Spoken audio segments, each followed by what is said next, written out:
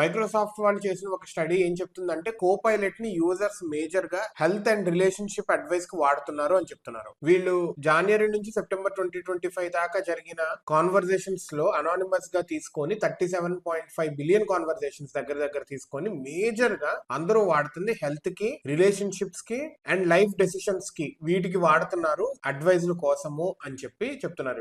వీళ్ళు ఏం చెప్తున్నారంటే జనవరిలో మేజర్ గా హెల్త్ రిలేటెడ్ డిస్కషన్స్ జరిగాయి అండ్ ఫిబ్రవరిలో మేజర్ స్పైక్స్ వచ్చి వ్యాలంటైన్స్ డే వస్తుంది కదా, రిలేషన్షిప్ అండ్ రొమాంటిక్ డెసిషన్స్ కి సంబంధించి మా క్వెరీస్ వచ్చాయని చెప్తున్నారు. అండ్ ఈ రీసెర్చ్ ఇంకా ఏం చెప్తుందంటే how users use Copilot on mobile, desktop రెండింటిలో డిఫరెంట్ గా ఉంటుంది the way that they are using that అని చెప్పేది. డెస్క్టాప్ మీద వాడేదేమో ఇదొక ఏఐ టూల్ కింద వీళ్ళు యూజ్ చేస్తున్నారు, వేరాస్ మొబైల్లో యూజ్ చేసేది ఒక కాన్వర్జేషనల్ ఫ్రెండ్ లాగా, ఒక అసిస్టెంట్ లాగా, ఒక అడ్వైస్ ఇచ్చే వాళ్ళలాగా వాడుతున్నారు అని చెప్తున్నారు. ఎర్లీ మార్నింగ్స్ వచ్చేసి ఈ క్వెరీ టైమింగ్స్ ఫిలసాఫికల్ గా, రిలీజియస్ గా ఇట్లాంటి క్వెరీస్ ఏమో నైట్ అయ్యేసరికి మిడ్ నైట్ లో చాట్ అవుతున్నాయి ఎక్కువ.